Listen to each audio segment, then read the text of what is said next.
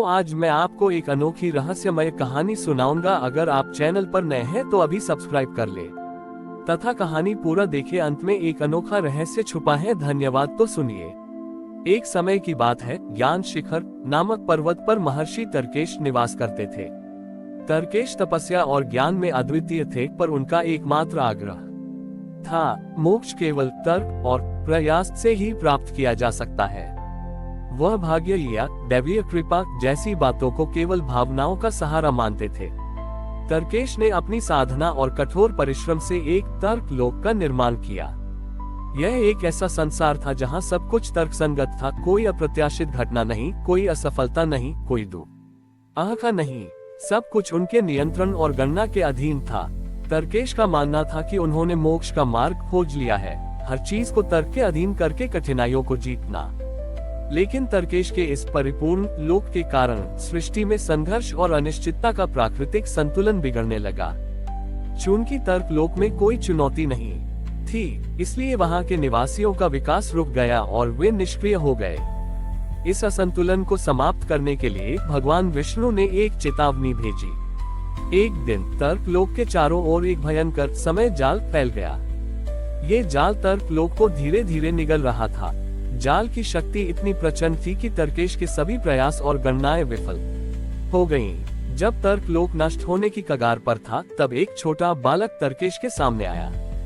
बालक का चेहरा अत्यंत शांत था, पर उसकी आंखें अनंत ज्ञान से भरी थीं। बालक विष्णु ने कहा, हे महर्षि, मैं जानता हूँ कि आप अपने लोक को बचाने के लिए सब कुछ कर चुके हैं। अब आपके पास केवल एक ही उपाय बचा है। तर्केश ने व्याकुल होकर पूछा, वह क्या है? बताओ, मैं कोई भी तर्कसंगत प्रयास कर सकता हूँ। बालक ने तर्केश को एक अति सुंदर और कोमल स्वर्ण पुष्प दिया और कहा, आपके लोक का केंद्र स्तंभ, जिस पर आपके तर्क लोक की नींव टिकी है, उसे आपको इस कोमल पुष्प से गिराना होगा।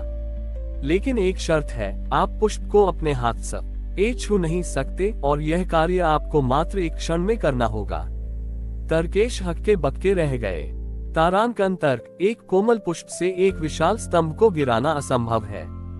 तारांकन तर्क, पुष्प को बिना छुए फूंक मारकर या किसी अन्य भौतिक बल से गिराना और भी असंभव है। तारांकन प्रयास उन्होंने हर वैज्ञानिक और तार्किक विधि आजमाई, पर असफल रहे। समय जाल तर्क लोक के करीब आ चुका था। तर्केश ने हार मान ली। उन्होंने महसूस किया कि उनका ज्ञान, उनका तर्क और उनका सारा प्रयास इस अंतिम असंभव चुनौती के सामने व्यर्थ है। अंतिम क्षण में तर्केश ने अपने सारे तर्क, अपना अहंकार और अपने प्रयास पूरी तरह से त्याग दिए। उन्होंने आंखें बंद की, बालक विष्णु के चेहरे को याद किया और अपने हृदय से एकमात्र शब्द निकाला, नारायण। और फिर तर्क का सहारा लिए बिना उन्होंने उस पुष्प को उस विशाल केंद्र स्तंभ की ओर पूरे हृदय के विश्वास के साथ फेंक दिया। जैसे ही पुष्प स्तंभ के पास पहुंचा, एक चमत्कार हुआ। पुष्प ने स्तंभ को छुआ भी नहीं, फिर भी वह विशाल केंद्र स्तंभ धूल में मिल गया। तर्क लोक का आधार ढह गया और समय जाल तुरंत लुप्त हो गया। बालक ने अपना चतुर्भुजी रूप प्रकट किया और मुस्कुराते हुए कहा, महर्षि, तुमने तर्क और प्रयास की सीमाओं को जान लिया। मोक्ष का अंतिम द्वार विश्वास है। विष्णु जी ने समझाया, मोक्ष तर्क या प्रयास से नहीं मिलता, बल्कि पूर्ण समर्पण से मिलता है। जब तुम अपनी सारी शक्ति और बुद्धि का प्रयोग करने के बाद भी हार मान लेते हो और फिर भी मुझ पर पूर्ण विश्वास रखते हो, तो मैं असंभव को संभव कर देता हूँ। तुम्हारा अंतिम विश्वास ही तुम्हारा वास्तविक मोक्ष है। इस प्रकार भगवान विष्णु ने महर्षि तर्केश को सिखाया कि दैवीय सत्य को जानने के लिए कभी कभी तर्क की बेड़ियों को तोड़कर हृदय के पूर्ण विश्वास की आवश्यकता होती है। जब महर्षि तर्केश ने पूर्ण विश्वास के बल पर असंभव को संभव किया और केंद्र स्तंभ गिरा दिया, तो तर्क लोक का सारा नियंत्रण और गणना का भ्रम टूट गया। अब वह लोक तर्कसंगत नहीं, बल्कि प्राकृतिक और गतिशील हो गया। भगवान विष्णु ने तर्केश को मोक्ष का मार्ग दिखाया, पर उन्हें सीधे वैकुंठ नहीं ले गए। विष्णु जी ने कहा, हे तर्केश, तुमने मोक्ष का सार जान लिया है, परंतु अब तुम्हारा ज्ञान केवल तुम्हारे लिए नहीं है। तुम्हें एक नया धर्म निभाना होगा। जब कोई जीव कठिन समय में आता है, तो वह सबसे पहले तर्क से समाधान खोजता है।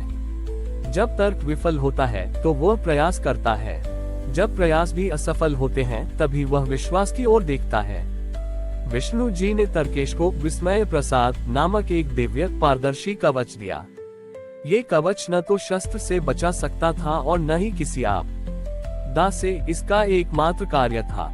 ग्रेटर देन जब भी कोई जीव अपने तर्क और प्रयास की अंतिम सीमा पर पहुंचेगा, तो ये कवच उसे उस क्षण एक पल का विश्वास रखने की शक्ति देगा।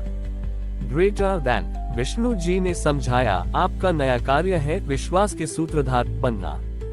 आप उन जीवों की मदद करेंगे जो तार्किक रूप से सब कुछ हार चुके हैं और उन्हें ये सिखाएंगे कि जीवन में कभी कभी तर्क के पार देखना ही अंतिम समाधान होता है। तर्केश ने ये जिम्मेदारी सहर्ष स्वीकार की। उन्होंने अपना मोक्ष त्याग कर वापस सृष्टि में उन लोगों के बीच जाने का निर्णय लिया जो दुख और असफलता से जूझ रहे थे।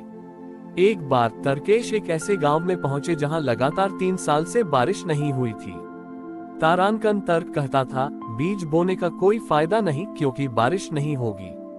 तारांकन प्रयास कहता था, हमने हर अनुष्ठान कर लिया, अब कुछ नहीं हो सकता। गांव वालों ने हार मान ली थी, वे केवल मृत्यु की प्रतीक्षा कर रहे थे। तर्केश ने गांव के मुखिया से कहा, मैं तुम्हें कोई नया मंत्र या जादुई उपाय नहीं दूंगा, मैं केवल एक असंभव कार्य करने को कहूंगा। मुखिया ने पूछा, कैसा असंभव कार्य? उद्धरण चिन्ह। तर्केश ने कहा, कल सूर्योदय से पहले तुम सब अपना अपना खेत जोतो और सबसे शुद्ध बीज बो दो। ये कार्य तर्कसंगत नहीं है क्योंकि तुम जानते हो कि बारिश नहीं होगी, पर तुम केवल एक पल के लिए परिणाम की चिंता किए बिना मुझ पर पूर्ण विश्वास करके ये कार्य करो। गांव वाले हंसे, पर तर्केश के विस्मय प्रसाद की आभा और उनके शांत चेहरे पर विष्णु के तेज को देखकर कुछ लोगों ने प्रयास किया। अगले दिन जब उन्होंने निस्वार्थ भाव से बिना किसी तार्किक उम्मीद के अपने खेतों को जोतकर बीज बोया, तो ठीक उसी क्षण आकाश में कहीं से भी बादल उमड़ आए। यह कोई सामान्य वर्षा नहीं थी, यह एक ऐसी शीतल और जीवनदायिनी वर्षा थी जिसने 3 वर्षों के सूखे को धो दिया। तर्केश ने गांव वालों से कहा, वर्षा तुम्हारे कर्म से नहीं आई, वर्षा तुम्हारे तर्क शून्य विश्वास के कारण आई। तुमने जब सब उम्मीदें छोड़कर भी अपना धर्म कर्म निभाया, तो प्रकृति ने तुम्हें स्वीकार किया। इस प्रकार महर्षि तर्केश ने अपना मोक्ष त्याग कर विष्णु जी के सबसे महत्वपूर्ण संदेश, विश्वास ही कर्म की पराकाष्ठा है, को सृष्टि के हर कोने में पहुंचाया। जय नारायण। हमारी और भी आध्यात्मिक एवं अनोखी कहानियां देखने के लिए हमारे चैनल पर जाएं तथा धार्मिक एवं पौराणिक अनोखी कहानियां हमारे चैनल पर है। कृपया जाके देखें तथा हमारे चैनल को सब्सक्राइब करके रखें और वीडियो लाइक जरूर करें। धन्यवाद।